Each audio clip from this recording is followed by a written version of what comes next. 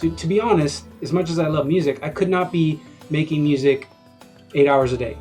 Some Yeah. days I do, but a lot of the times I can't. It's too much. It stunts. It stifles the creativity. Makes me Yeah. hate something that I Okay. love. Yeah. Same thing with dance. I not only physically, but same thing. I couldn't be in the dance studio 8 hours a day. I couldn't be in the club 8 hours a day. Totally. It's like you figure out Yeah. like how to fill the gaps, right? And Totally. and if Break your anybody time up and kind of divide it evenly to kind of exactly, and I feed all think of that those things. yeah, Yeah. and I think like you were saying.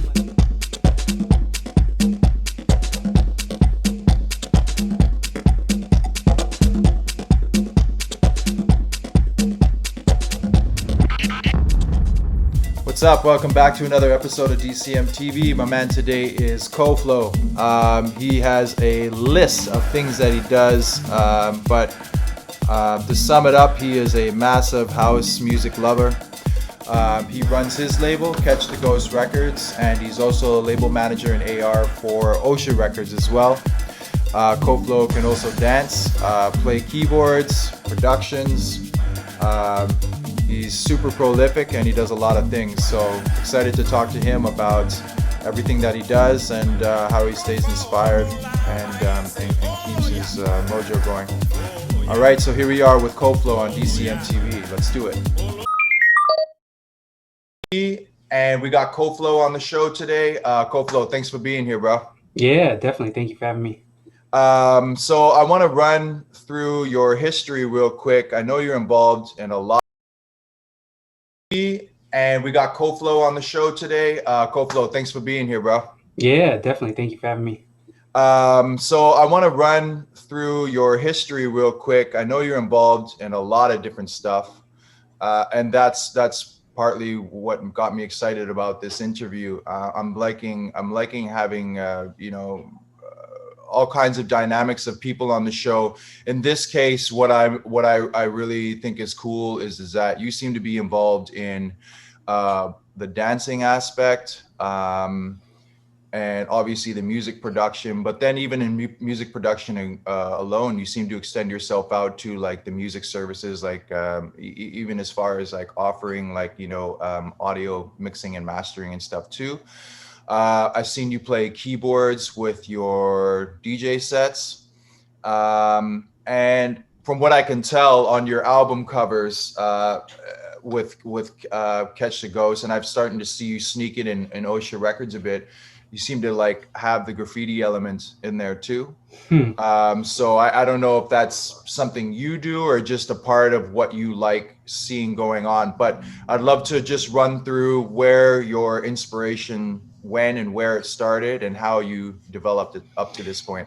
Yeah, so I grew up here in the East Bay area, so the Oakland side of the San Francisco Bay Area, and Cool. the Bay Area is a lot of. I don't think a lot of people necessarily recognize this, but in terms of like house music culture, it's got like just so many different scenes and microcosms, and the communities I would say like pretty well connected through each little hub, Cool. from the San Jose city to Oakland to San Francisco and so on. So I grew up as Nice. I grew up as a dancer. So I started dancing really, really, really, really young, and I met a lot of club heads. And back when I was growing up, there was all age clubs, so I could get Mm. kind of like a early introduction to like club culture in a city called San Jose out here. And as I grew up, I spent more time going and sneaking into clubs, fake IDs and things. And Mm. this is all back when like a lot of this stuff was like, it's like people always talk about back in the day. It's not like I'm that old, but it was probably the last generation where fake IDs and sneaking in and things were like Totally. a little bit Still a more thing. organic. Yeah, still a Yeah. thing. Yeah, and Yeah. raves was a huge was huge Uh, culture out here, obviously for decades and decades. Raves in yeah. California, but anyways, I grew up dancing, and that's how like I became a part of the culture and the community. And a big thing in the Bay Area that kind of, at least for my generation, kind of went hand in hand, or maybe the generation before me, was also capoeira culture. So I grew up in like Mm. this really interesting crossover of like Brazilian culture, club dance culture, and then club dance music. And the people I grew up around really raised me in that. And everything from DJs to producers to dancers to Masteries of capoeira. And as it came about, like it just was a community and a music that I loved. And to further my dance, I started studying the music more than just a collector. And I got more into production. And it was like, very just about me involving myself more, not like I want to be a producer, Right. not like I want to be a DJ, etc. And even DJing, like I still don't really consider myself a DJ, to be honest. Okay. I've spent a lot of time studying the craft and just having a lot of respect for the people who that's like their life, Right. and Yeah. their real form of expression is Right. DJing.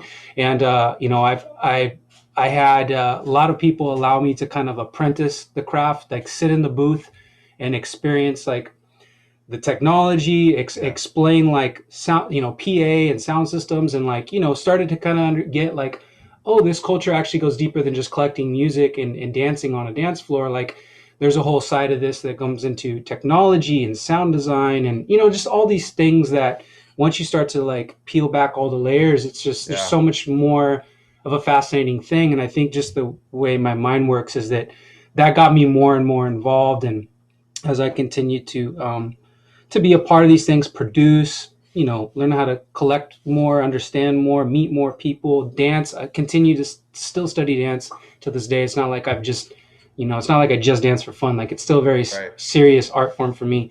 Okay. Um, I got more into the network, meeting folks like you and so on, whether digitally or nowadays or in Yeah. real Yeah. life. Totally. Yeah. And I got Carlos Mena, who's the owner and founder of Ocho Records, lived in the Bay Area probably for like, I want to say a little over 10 years. Like, I could be Ah. misquoting his time period, but I used to go to a lot of his parties. I used to go hear him play. He used to have like Gotcha. really underground, like weekly, like dancer type parties Okay. called Yoruba dance sessions.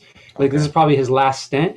Yeah. But I developed like a very club relationship with him, casual, he didn't know me from probably really anybody else other than a dancer, Okay. and when he moved back to New York into Brooklyn, I approached him because I was doing more music, and I said, hey man, I would love to do an EP with Ultra Records if you think my music's like worth it.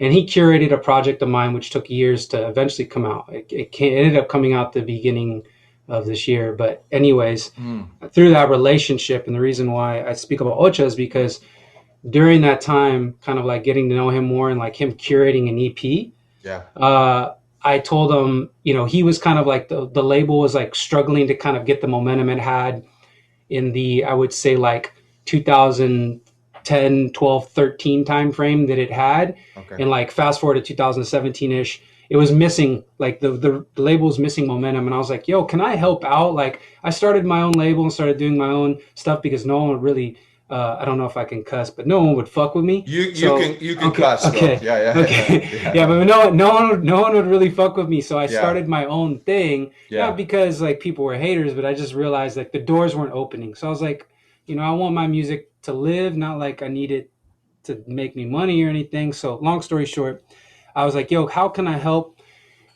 He was like, yeah, why don't you help me with some A&R stuff? Help me weed through demos and things like that. And within probably 6 months, I kind of redesigned the label's workflow. And he Yeah. was I like, did. yo, become, he's like, why don't you do the management, man? Like, let's work on this together. Like, let's Hmm. go into this equally. Carlos obviously is still like, that's his baby. Yeah. I say, hey, how about this? But I mean, I've actually been, oh man, it's probably been 3 years since I've been working with Ocha and Okay. really like running a lot of the management flow and behind the scenes and some a decent amount of creative stuff too, Yeah. on that regard. And Carlos has been unbelievably important in the last 3 years of my musical growth. Like the Hmm. connections, the encouragement. Um, Mentorship. Yeah. yeah, man, he's just been awesome. I've never really had anything Cool. like that in music, and Hmm. so That's important. Ocha, yeah, I think it's important for any art form, period. Yeah. Because I've had that through dance for over Sure. 20 years. So Different you can people. translate that over. Exactly. So it's Yeah. like in music, it's like I never had someone with experience, and just like really cared about my development. Okay. Yeah. And Carlos is he's really been like super awesome with that. So that's kind of where my relationship has been, and I continue to work with Ocha. So Cool. Yeah. I've noticed. I've definitely noticed that OSHA has become really prolific in the last little Yeah, while. I'm sure that even maybe in the 3 years you're together, I'm not sure, but I'm guessing that that once the trust was built more, then you could be more productive because you had a totally. little more wiggle room to like kind of just Yeah. make decisions. But it's really awesome to see how much outflow there is as far as the stuff you guys are putting out now. Um, how do you does is that compromising your other label as well? Or are you Well, still trying to do stuff there too? Or yeah, that the other label, because it really, like I said, no one would really fuck with me. So like that was like yeah, my primary principle behind it. And there's actually more of a backstory. I don't need to go into it, but like mm, Catch the Ghost kind of represents a frame of mind for the dance, some of the dance crews that I grew up with. And one of them is called the okay, Soul Shifters, which is more of an artistry collective than just a dance crew. But this cool, mind frame of like, when you get into your flow in your art, your dance, whatever, you can like kind of like transcend, and you kind of catch this spirit of like something that kind of like guides you. And sometimes it's yeah, momentary, right? Like 10 seconds. Sometimes it's like this whole trip and this great piece of art comes out of it. And like that was like the idea behind Catch the Ghost. It's that weird, artistic mindset. And like I kind mm-hmm. of just took from that ideal and brand that had already kind of been developed amongst a couple dozen different artists that work together, Okay, and friends and stuff. It's like a little family. It's an cool, international family. I say a little family, but it's international, so it's super cool. nice, But anyways, that was why it started. Was I was like, man, I need a place to learn how this stuff works, how the distribution works, how some of the business works, okay, how to just like find a way to legitimize getting my music in front of people. To directly answer your question, Catch the Ghost is it's like there's no plan to be like the label needs to do X, Y, and Z. I It's see, always there for me or my friends to be able to use in a way that we can help a new friend explore music, or cool, we have a project that's like, fuck it, like this is my project, I'm just going to do it this way because maybe no other label wants to do it the way I want to do it. yeah. And I've had that happen a lot. I shop something and I'm like, you know what, I thought this was right for them. They didn't want to do it this way, or they didn't want it. Like, I don't see it anywhere else. Like, I'm gonna do my thing with it, So Cool. My that's label's dope. like a baseball card collection now Yeah, where yeah, yeah. I'm Dope. just Yeah. pretty much going through artists that I really like that I kind of want to be like, yo, like check my spread out, you know what I mean? Yeah, And yeah, yeah, whatever. for sure. For sure. I haven't gotten to talk about 5 year, 10 years. Like, what do you kind of have a plan of where you see yourself? There's certain things that I would like to get into, like I was explaining, live music, whatever, whatever. But I really want to kind of build this brand that allows me to do the stuff that I like. Okay. Because I came from a community that was like super, like the culture of a community. I didn't grow up in it, but like the culture of a community that was super about hard work. My Mm-hmm. parents, like, kind of like, I started working at a really young age. They didn't force me into it, but like the Mm-hmm. minute you could get a work permit, I was working at 13. And Yeah. like it was kind of like cultural to like just work. And it's Mm-hmm. like, okay, you're either going to go to work, or they're like, you're supposed to go to school. They didn't go to school, so it was like, or Oh, like okay. higher education. So like Yes. for them, I didn't grow up like a normal American kid, like get into a good school, get a good job. It was like more like, no, you just work hard, you're supposed to go to school, but if you're not going to school, like all the time, like you should be working. So that was like, Okay. those were those conversations with my dad. So I just continued to work. I ended up going into the industry, which out here is software. So it was like, Oh, it's okay. like it's like coal mining or going to a factory. If you lived in Detroit back in the day, it's like you go work at the plant. Like Right. us, it's like you go work for a startup or Google or Facebook. You know what I mean? Interesting. It's Yeah. like that's how kind of it was, like where you go into software in some way. Are you an engineer? Are you in business? Whatever. I So see. I actually became a software engineer and worked in software for I don't know, probably close to 15 years. Oh, yeah. And yeah, and as a result, when I was like, yo, I work so hard for other people doing all these things, and yeah, you get compensated really well, doing that out here. Mm-hmm. I was like, why can't I just work for myself, work really hard for myself? I probably won't get compensated, but like, why can't I do this for myself? So like, goal to like play live music, goal to make this kind of album, goal to, it's like, this is all stuff that's like, it's there, but it's more like Yeah. really the focus for me is how do I continue to be independent and Yeah. like satisfy like me getting to do what I want to do, Yeah, you do know. what you love doing Yeah, and work more on the passionate side rather than yeah, just filling the bank account up and yeah, exactly. And I've got way too many homies that are like so far beyond in terms of hardworking or like talent that just haven't gotten the luck. And I'm yeah, just like, fuck, man, I feel like you should be just killing it so hard, but like it just yeah, hasn't happened for you. And totally. and and and so like I feel like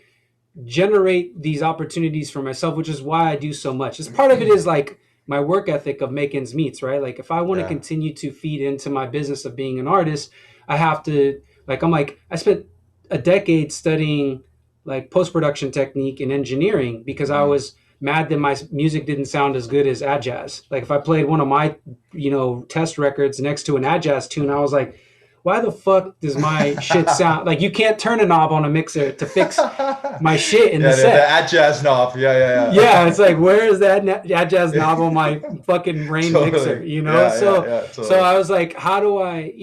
Long story short, Yeah. the all these things are like a combination of like me continuing to progress to where I can remain independent and focused on like being able to do more with my art. So I think like kind of the Mm. immediate, if I was to like really zoom in, like the immediate vibe for me this next year is like I've decided to put a focus on like building a YouTube channel, which Okay. I've had actually for a really long time.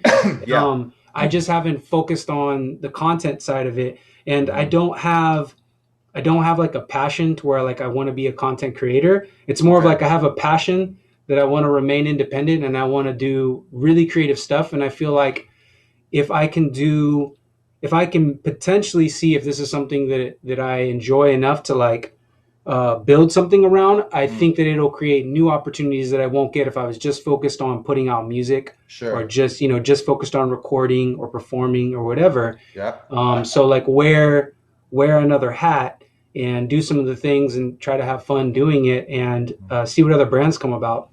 And Yeah. like that's just it's really more about my experience in business, Hmm. understanding what value that could bring to help me continue to remain independent.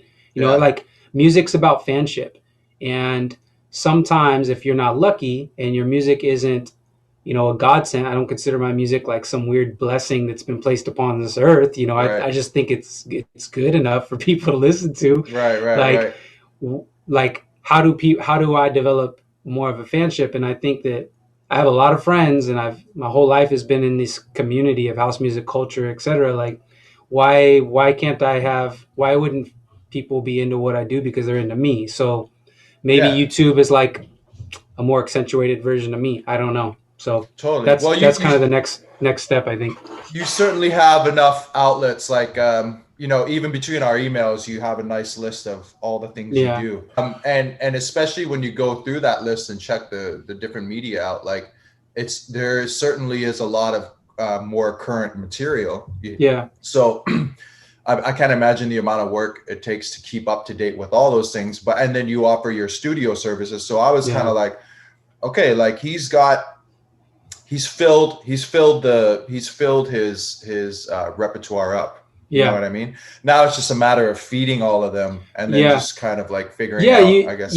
exactly. It's exactly like if when you come from like long time a bit like just years and years of like working 40-50 hours a week, the Mm-hmm. extra hours being in a club, a dance studio, a music studio, it's like when you fill up all the holes and then you sleep, it's like that's the only hole left over is to recharge. It's Yeah. like when you're so used to doing that, when all of a sudden I eliminate the company that I'm working for and that 40-50 hours a week of that company is gone, and I'm like, okay, all this other stuff that I used to do and all the extra hours, and like now I'm trying to live off of this, not become rich, but like develop a way to live off of this. I'm Mm-hmm. like, yo, you have to fucking fill the gaps. I can't be in the Yeah. studio. To be honest, as much as I love music, I could not be making music 8 hours a day.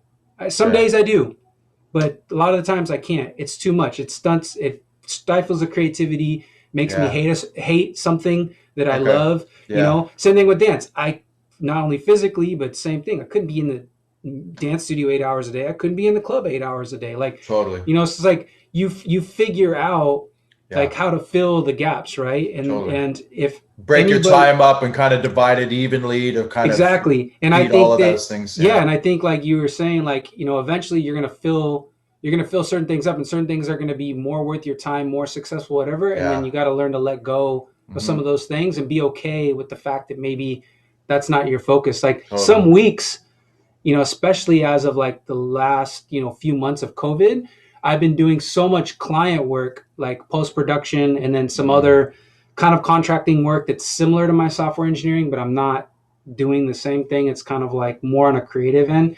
Okay. Like I've been doing so much client work just under circumstances the work has come in that I've had like weeks where I haven't sat down and progressed on musical ideas. Like Right. maybe I've worked on music, but not maybe my own. And it's Hmm. like I had to like be okay with a week that went by and I didn't create something new for myself, Sure. if that makes any sense. So No, yeah, I mean, you have to allocate time. It's hard to do it, but it's also like if I've noticed anything about this industry, not that I feel like I know more about it than you, but as anything I've learned is that like you go through these like streaks of like, like just lots of demand. And so yeah, you're trying to fill that up. So what I do now is I realize when I have the creative time again, my what I feel like I've learned now is that every time I make stuff, I'm like, all right, I gotta put this out now.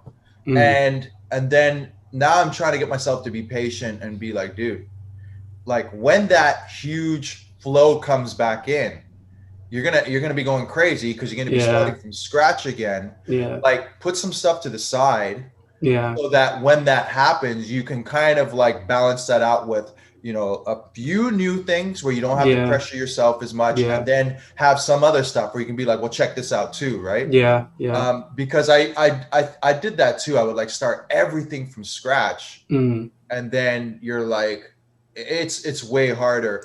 yeah, I think the best example of that lesson for me was with the Yoruba release because mm, I had this one song that I made with Chi in it, and I was like, "Yo, this is the kind of track I think he would love." mm-hmm, And when I sent it, um, when he got on board with it, then he was like, "What else you got?" And thankfully, I had gone through like a long stint of just creating. yeah, yeah, And yeah, I just went through it. I'm like, oh, he'd probably like this. He probably like this. He probably like this. yeah, And sure enough, he was like, oh, I'm like, go ahead and choose any of these. yeah, Okay. And he was like, I'll take all of them. I'm like, damn. yeah, yeah, And yeah, and then the cool thing was is that I had just made a new tune based off of my inspiration of what he already liked, just because I was feeling it. And yeah, I sent this and I said, yo, here's another one you can choose from too. And he's like, no, I'll just take that one too. yeah, yeah, So you're like, yeah, damn. yeah, And then it's no, like years and years of sending him out and be like, what do you think? And he says like, no, no, no, no, no, no, no, no, no, no. Right. So yeah, you're like, okay, I hit a streak. I hit a yeah, moment. It's like yeah, on fire. yeah, But a lot of that was like Kanye West style, where I came with a hard drive full of beats. I yeah, was yeah, yeah, prepared for totally, that moment. yeah, So now I'm trying to teach myself that lesson again, yeah, yeah. because I love being prolific, but I think the biggest mistake I've made is premature Sure. Yeah. evacuation. Yeah. No. You know what I'm saying? So, Yeah. No. I think like that's actually like that's the lesson that I wish. Now it's like every single student doesn't matter like what. I work especially in the dance community. Like is like the whole student teacher thing is like it's a heavy part of the culture still. And like no matter who I'm teaching what to or like lending my experience about, like that's actually one of the biggest lessons that I try to give to people early is like to be super prolific even if there's no stage for what you're making. And like you have to be okay with being prolific without a stage. And like mm, a lot of the craft is just repetition and doing and getting better and not and being okay with the art not being seen, or in this case with music not being heard. yeah, So like yeah, I'm like super about that, where it's like, yeah, it's like premature.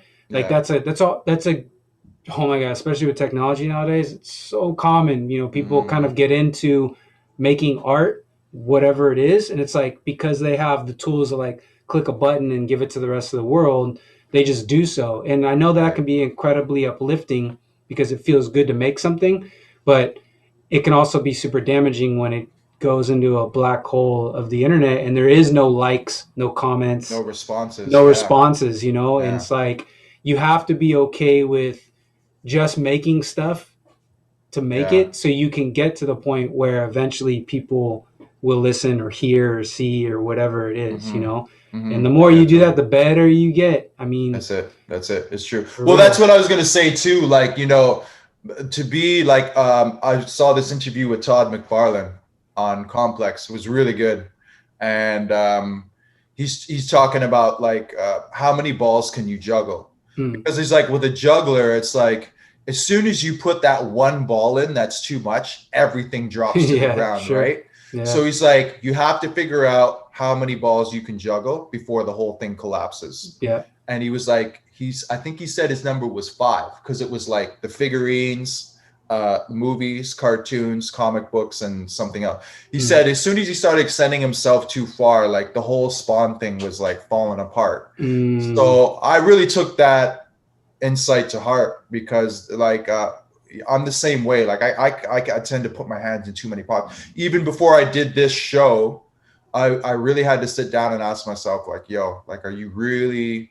Yeah, gonna prepared do to it. to Yep. commit to this and Hmm. make it happen? And the way that I saw myself making this work was, okay, I'm going to put out one a month, and that takes the pressure off of like, having to be too prolific but still being consistent enough. Yes. Yep. And then I thought about, I'm like, okay, I can make that work. Now recently I've had some guy, a friend who's starting a new radio station, and he's got all these great dudes on board, and he's like, yo, do you want to do a show? And I'm like, in my head, I'm like, yeah, I want to do the show.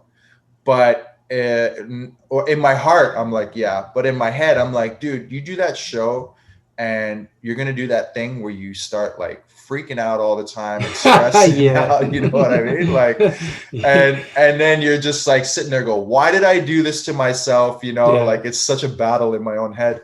So I unfortunately had to say no, and it was a very hard no to say. Yeah. But I'm like, I can't compromise anymore. Like I felt like this is a great thing to do because my own selfish purposes is that even in the few interviews I've done, Quetzal, um, David Montoya, and then Vince Watson, Doug Gomez, and now you, is that I obtain like bits of information that's very, very powerful to harness in my own life. Mm-hmm. Even if in an entire interview it's one little piece, it's valuable. It's very valuable. Totally. And it's also inspirational because it's like, as you feel like sometimes you're burning out, you go, you know what, dude, there are people all over the world who are really on their game and handling the same or even more amount of pressure.